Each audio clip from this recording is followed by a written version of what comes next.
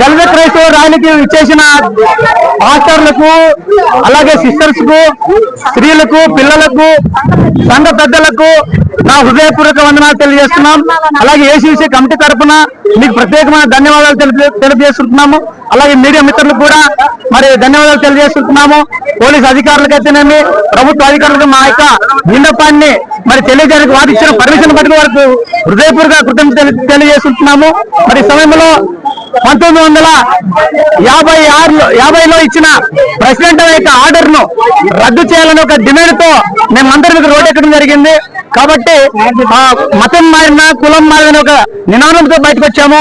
ఈరోజు మతము అనేది నా స్వేచ్ఛ, అది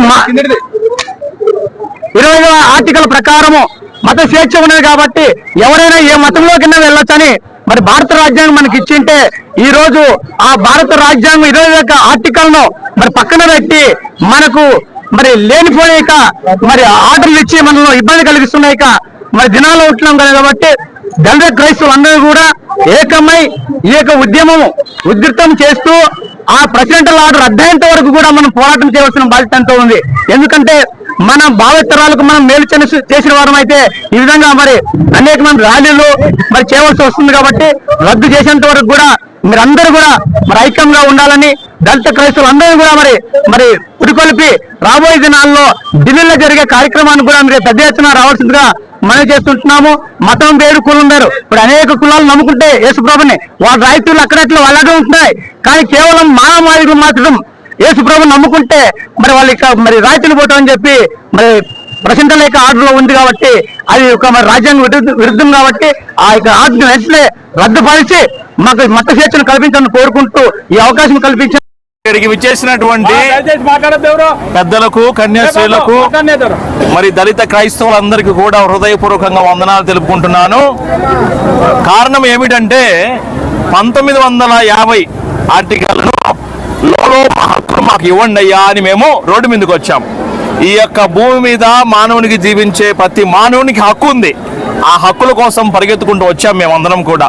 ఈరోజు తిండి లేకుండా పర్వాలేదు, కానీ సమాజంలో మేము మనుషులము అని చెప్పుకోవడానికి మాకు ఆ యొక్క హక్కుని ఇవ్వండి అయ్యా అని చెప్పేసి మేము కోరుకుంటున్నాము. బరుగొడ్లకు లేకపోతే జంతువులకు వాటికన్నిటికీ కూడా స్వేచ్ఛ ఉంది. కానీ దళిత క్రైస్తవులకు మాత్రం స్వేచ్ఛ లేకుండా పోయింది ఈ యొక్క భూమి మీద. కాబట్టి వాటినేమో కుక్కలనేమో బాగా చూసుకుంటారు, జంతువులనేమో బాగా చూసుకుంటారు, కానీ దళితులు అంటే అసహ్యంగా చేస్తూ ఉన్నారు. కాబట్టి మేము అడిగేది ఏంటంటే ఆ యొక్క ప్రభుత్వాలను మా హక్కులు మాకు ఇచ్చేస్తే మా హక్కుల ప్రకారం మేము జీవిస్తాము. మిమ్మల్ని ఏ విధంగానటువంటి అభ్యంతరాలకు గురి చేయమని చెప్పేసి మేము కోరుకుంటూ ఉన్నాము. కాబట్టి మా హక్కులను మాకు ఇవ్వండి. మా హక్కులే మాకు స్వేచ్ఛ. ఆ స్వేచ్ఛతోనే మేము జీవిస్తాము. ఆ స్వేచ్ఛ లేకుంటే మా మత స్వేచ్ఛను మీరు కాలరాస్తే మేము కూడా ఇలా రోడ్ల మీదకి రావాల్సి వస్తుంది. రేపు దినమున ఢిల్లీలో కూడా మేము అతి పెద్ద ఎత్తున చేయబోతూ ఉన్నాము ఈ యొక్క కార్యక్రమాన్ని. అక్కడ కూడా కూర్చుంటాము, అక్కడ కూడా చేస్తాము. మా యొక్క హక్కులు మాకు చెల్లించేంత వరకు కూడా ఈ యొక్క పోరాటాన్ని ఆపము, ఈ యొక్క పోరాటాన్ని తీసుకుని పోతాము. ఈ యొక్క పోరాటము ఇంకా పెద్ద ఎత్తున కూడా చేస్తామని కూడా ఈరోజు సభాపూర్వకంగా మేమందరం కూడా తెలియజేస్తూ ఉన్నాము. ఇంతమంది విచ్చేసి ఉన్నారు, వాళ్ళందరికీ కూడా హృదయపూర్వకంగా వందనాలు తెలియజేసుకుంటున్నాము. అదేవిధంగా మీడియా మిత్రులకి అందరికీ కూడా హృదయపూర్వకంగా వందనాలు తెలియజేసుకుంటున్నాము. ఈ యొక్క మా మాటలు మీరుగిన బయటికి తీసుకెళ్తే మనమందరం కూడా సోదరత్వంతో జీవిస్తాము. మనమందరం కూడా మంచి మానవత్వంతో జీవిస్తాము. ఈరోజు మానవులకే ఎక్కువగా కొట్లాటలు పెడుతూ ఉన్నారు. మిగతా కొట్లాటలు పెట్టినాడు బాగున్నాడు, మనమే కొట్టుకుంటున్నాం.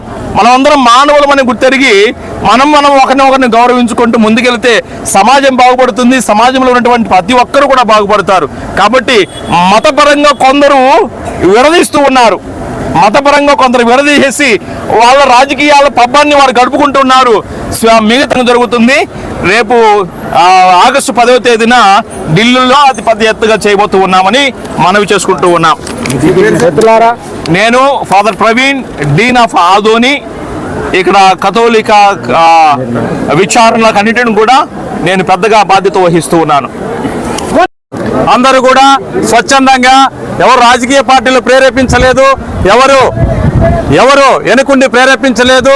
ప్రజలందరూ కూడా స్వచ్ఛందంగా ఇది మా హక్కు అనే స్వచ్ఛందంగా ప్రతి గ్రామం నుంచి వచ్చేసిన మీ అందరికీ ప్రత్యేకంగా ధన్యవాదాలు తెలియపరుచుకుంటున్నాను. ఎందుకంటే ఈ దేశంలో మనమందరం కూడా భారత రాజ్యాంగం ప్రకారం జీవిస్తున్నాం. భారత రాజ్యాంగం ప్రకారం భారతదేశంలో అనేక చట్టాలు ఉన్నాయి, అనేక కులాలు ఉన్నాయి, అనేక మతాలు ఉన్నాయి. కేవలం భారతదేశంలో ఉన్నటువంటి మాలామాదిగలు మాత్రమే క్రైస్తవ మతం చేరితే వాళ్ళ యొక్క ఎస్సీ హోదా, ఎస్సీ రిజర్వేషన్లు వెళ్ళిపోతాయని ప్రభుత్వం అయితేనేమి, ఎవరో సుప్రీంకోర్టు అయితేనేమి మనకు తీర్పునిచ్చింది. కానీ ఈ దేశంలో రాజ్యాంగం కల్పించినటువంటి ఆర్టికల్ 15, 14 ఇవన్నీ కూడా ఏం చెప్తుంటాయి, దేశంలో సమానంగా ప్రతి ఒక్కరు మానవుగా జీవించినటువంటి ప్రతి ఒక్కరు కూడా సమానంగా జీవించే హక్కు ఉంది, ఎటువంటి వ్యక్తి చూపకూడదు అనే హక్కు ఉంది. ఈ దేశంలో ఏ ప్రాంతమైనా, ఏ మతమైనా, ఏ కులమైనా, మత ప్రాతిపదిక కానీ ఎవరు కూడా వ్యక్తి చూపకూడదని ఆర్టికల్ 15 చెప్తుంది. అలానే ఈ దేశంలో రాజ్యాంగం కల్పించినటువంటి ఆర్టికల్ 25 ప్రకారం ఈ దేశంలో పుట్టిన ప్రతి ఒక్కరు కూడా వారికి నచ్చిన మతాన్ని పోవచ్చు, వారికి నచ్చిన మతాన్ని స్వీకరించవచ్చు, వారి యొక్క నచ్చిన మతాన్ని ప్రచారం కూడా చేయవచ్చు, బోధ చేయవచ్చు అని రాజ్యాంగం కల్పించింది మన హక్కు. ఆ స్వేచ్ఛ ప్రతి ఒక్కరికి ఒకే రీతిలో ఉండాలి. కేవలం ఎస్సీ మాలమాదిగల ఉపకులాలు మాత్రమే ఈ దేశంలో మతం మారితే వారి యొక్క రిజర్వేషన్ పోతుందనడము ఇది ఏమైనా సరే అని మేము భావిస్తున్నాం. ఎందుకంటే ఎస్టీ వాళ్ళు ట్రైబ్స్ ఉన్నారు, ట్రైబ్స్ వాళ్ళ మతం మారితే, క్రైస్తవ మతం మారినా, ఇంకో మతం మారినా వారికి రిజర్వేషన్ అలా ఎస్టీగానే కొనసాగుతుంది. మరి అలానే ఓసీలు ఉన్నారు, అగ్రకుల బ్రాహ్మణులు కానీ, రెడ్డిస్ కానీ వాళ్ళందరూ ఉన్నారు, వారు కూడా వాళ్ళ మతం మారితే వాళ్ళు ఓబీసీ రిజర్వేషన్ అలానే కొనసాగుతుంది. అలానే బీసీలు ఉన్నారు, బీసీలో కూడా వాళ్ళు క్రైస్తవ మతంలో పోయినా, ఇంకో మతంలో పోయినా వాళ్ళ యొక్క రిజర్వేషన్ అలానే కొనసాగుతుంది. కేవలము ఎస్సీలు మాత్రమే వాళ్ళ యొక్క రిజర్వేషన్ మతం మారితే రిజర్వేషన్ పోతుంది అనడం ఇది వివక్ష కాదా? దేశంలోనే ఎక్కడ పోయినా ఎస్సీలు ఇప్పటికీ ఈ ఆదోని డివిజన్లో ఎన్నో గ్రామాల్లో కేవలం గుళ్ళోకి రానియట్లేదు, గుళ్ళోకి స్వేచ్ఛగా దేవుని కూడా కొలిచే హక్కు లేదు. అటువంటిప్పుడు మతాన్ని మార్చుకుంటారు లేదా చర్చలు కట్టుకుంటారు. దీనివల్ల ఇది వివక్ష కాదా, కుట్ర కాదా? దీనివల్ల మమ్మల్ని రిజర్వేషన్ నుంచి తప్పించి మమ్మల్ని లింగ అనగారిన వాళ్ళు కానీ చూడాలని కుయుక్త పడుతున్నారు. కానీ దీనన్నిటికీ కూడా ప్రభుత్వాలు ముందుకొచ్చి మతం మారినంత మాత్రాన కులం మారదు. ఈ దేశంలో దళితులుగానే జీవిస్తున్నారు, ప్రతి గ్రామంలో దళితులు వ్యవస్థగానే జీవిస్తున్నారు. కాబట్టి వారికి రిజర్వేషన్ కల్పించాల్సిన బాధ్యత ప్రభుత్వం పైన ఉందని, అదేవిధంగా గౌరవ ముఖ్యమంత్రి గారు చంద్రబాబు నాయుడు గారు ఇదివరకే దళిత క్రైస్తవులకు ఎస్సీ హోదా కల్పించాలని అసెంబ్లీలో తీర్మానం పెట్టారు. ఆ తీర్మానం ప్రకారం మరి ఒకసారి కొనసాగించి వీళ్ళ యొక్క హక్కులను ఖచ్చితంగా ముందుకు తీసుకోవాల్సిన బాధ్యత కుటుంబ ప్రభుత్వానికి ఉందని మరి ఒక్కసారి ఇక్కడ వచ్చినట్టు మహిళలు, పెద్దలు, గురువులు, పాస్టర్లు, అమ్మగారులు అందరి తరపున దయచేసి ధన్యవాదాలు తెలియపరుచుకుంటున్నాను. మతం మారితే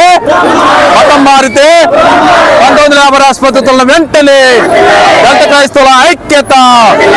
నేను ఎస్సీ ఎస్టీ బీసీ కర్నూలు మేత్రాస్ అనే సెక్రటరీని. నా పేరు చార్లెస్ సూరిపోగుల.